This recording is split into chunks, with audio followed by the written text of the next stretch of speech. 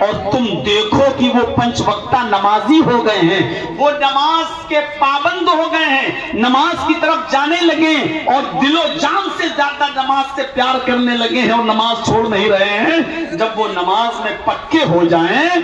تب ان سے کہنا کہ اللہ رب العالمین نے تمہاری اوپر زکوٰۃ بھی فرض کی ہے، صاحب استطاعت پر، حیثیت والے پر زکوٰۃ بھی فرض ہے، جس کے پاس استطاعت ہے اس پر، جس کے پاس نہیں ہے وہ نہیں دے گا، جس کے پاس استطاعت ہے وہ زکوٰۃ بھی دے،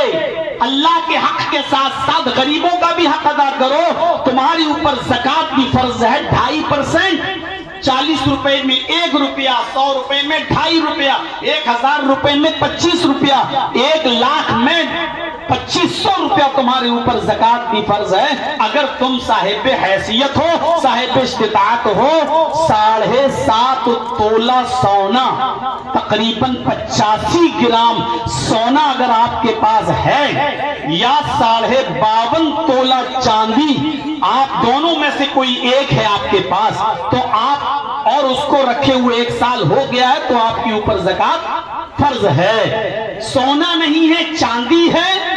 اور 52.5 تولہ ہے تو ہے آپ کے اوپر زکوٰۃ۔ 52.5 تولے چاندی تو نہیں ہے، لیکن 52.5 تولہ چاندی کا پیسہ رقم آپ کے پاس اور آپ اس کے مالک ہیں، اور اس کو رکھے ہوئے 1 سال سے زیادہ کا عرصہ گزر چکا ہے، تو آپ اس پیسے کی بھی زکوٰۃ نکالیں گے۔ 7.5 تولہ چاندی یا سونا ہونا، 7.5 تولے سونا ہونا اور 52.5 تولے چاندی ہونا ضروری نہیں ہے۔ اگر آپ کے پاس اتنی رقم بھی ہے، 52.5 تولے چاندی کی پیسہ ہے اتنا، اور اس کو رکھے ہوئے 1 سال ہو گیا ہے،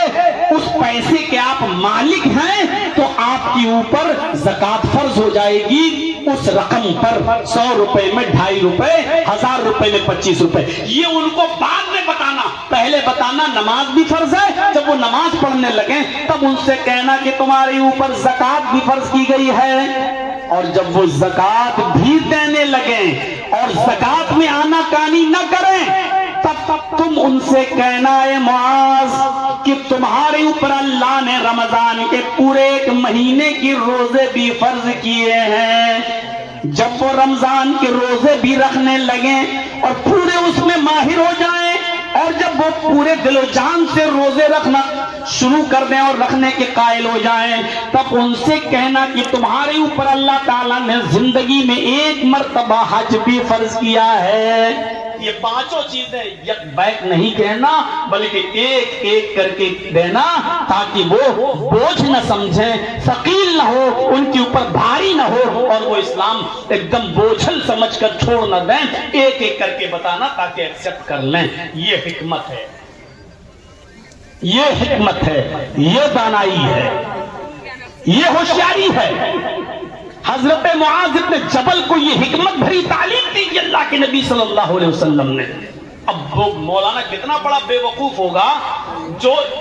اپنی 1.5 گھنٹے اور 2 گھنٹے کی تقریر میں اتنی چیزیں بیان کر کے بتاتے کہ یہ سب ہمیں کرنا ہے، آدمی اس کو بوجھ سمجھنے لگتا ہے۔ آپ دھیرے دھیرے لوگوں کو لائیے، جب ایک چیز بتا چکو تب دوسری چیز بتا چکو تب تیسری چیز۔ آپ ہمارے معاشرے میں یہی تو ہو رہا ہے، ہمارے سماج میں یہی تو ہو رہا ہے، حرام کی اتنی لسٹیں بتا دی گئی ہیں، یہ آدمی سوچتا ہے کہ اب کیا کیا چھوڑیں یار، اس کے بغیر تو ہم رہ نہیں پائیں گے، اور نتیجہ یہ ہوتا ہے کہ کوئی چیز نہیں چھوڑتا ہے، کوئی چیز نہیں چھوڑتا ہے۔ ایک ایک کر کے آپ معاشرے سے چیزوں کو چھڑوائیے، حرام چیزوں کو، جب آدمی اس میں پکا ہو جائے پھر دوسری چیز بتائیے، جب دوسری چیز میں پکا ہو جائے اس کو چھوڑ دے تو تیسری چیز بتائیے۔ میرے بھائیوں، دھیرے دھیرے لوگوں کو آپ لائیں گے تو یہ قوم ایسی نہیں ہے کہ جو نہ سمجھ سکے، ایکسپٹ کرے گی، قبول کرے گی۔ بخاری کی اس حدیث کو ایک مثال کے طور پر ہمیں سامنے رکھنا چاہیے۔ اللہ کے نبی صلی اللہ علیہ وسلم نے ایک ایک کر کے چیزیں بتائیں، یہ قبول کرو، جب یہ کرنا تو یہ کرو، یہ کرنا تب یہ کرو، یہ ہے مصلحت، دور اندیشی۔ آئیے اسی ضمن میں ایک چیز اور میں آپ کو بتا دوں،